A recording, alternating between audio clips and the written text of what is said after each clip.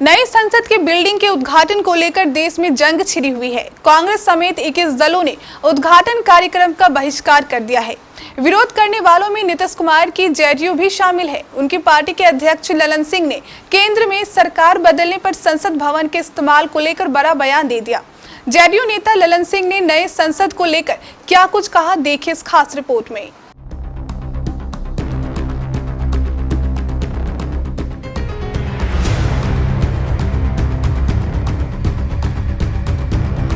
अट्ठाईस मई को देश के नए संसद भवन का उद्घाटन प्रधानमंत्री नरेंद्र मोदी के हाथों होना है, लेकिन कांग्रेस समेत 21 विपक्षी दल ऐसे हैं जिन्होंने उद्घाटन समारोह का बायकॉट कर दिया है।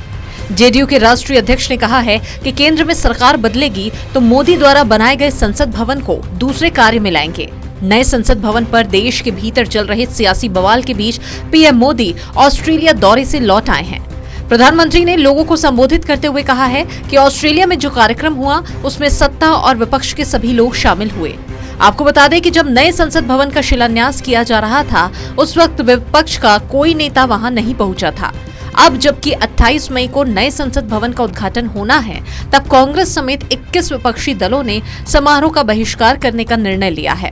कांग्रेस समेत तमाम विपक्षी दलों का कहना है कि नए संसद भवन का उद्घाटन प्रधानमंत्री मोदी के बजाय राष्ट्रपति द्रौपदी मुर्मू से कराया जाना चाहिए था।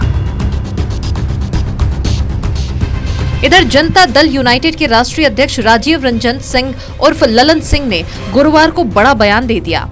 उन्होंने कहा है कि अगर साल 2024 में केंद्र की सरकार बदलती है तो नए संसद भवन का इस्तेमाल दूसरे कार्य के लिए किया जाएगा। यानी कि जेडीयू के राष्ट्रीय अध्यक्ष का साफ तौर पर कहना था कि प्रधानमंत्री मोदी सरकार का बनवाया गया नया संसद भवन विपक्ष को मंजूर नहीं है। जनता दल यूनाइटेड के ही विधान पार्षद और प्रदेश के मुख्य प्रवक्ता नीरज कुमार का तो ये कहना है कि नए संसद भवन को बनाने का औचित्य ही क्या था।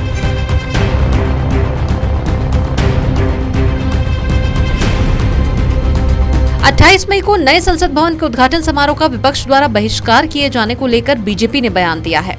पार्टी ने कहा है कि यह भवन किसी पार्टी या किसी प्रधानमंत्री का नहीं बल्कि देश का है, इसलिए विपक्ष को उद्घाटन समारोह में जरूर शामिल होना चाहिए। बीजेपी के वरिष्ठ नेता और पूर्व केंद्रीय मंत्री रविशंकर प्रसाद ने कहा कि वर्तमान संसद में ज्वाइंट पार्लियामेंट सेशन में सांसदों को बैठने में दिक्कत होती थी। राष्ट्रपति के अभिभाषण के दौरान संसद भवन के भीतर अलग से कुर्सियां लगानी पड़ती थीं, लेकिन नए संसद भवन की कैपेसिटी ज्यादा है।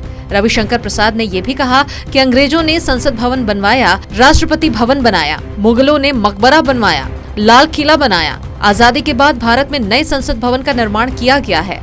रविशंकर प्रसाद ने यह भी कहा कि विपक्ष को इस समारोह में जरूर शामिल होना चाहिए।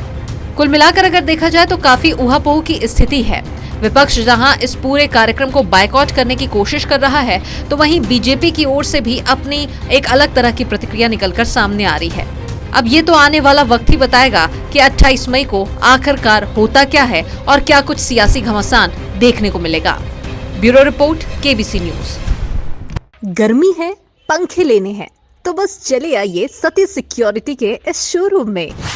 Ceiling fan, table fan, wall fan, tower fan, फर्राटा फैन, पेडेस्टल फैन और एग्जॉस्ट फैन, सभी तरह के ब्रांडेड पंखे, वह भी भारी डिस्काउंट पर। पधारे सती सिक्योरिटी, नियर ऋषि भवन, बड़ा बाजार, कटिहार।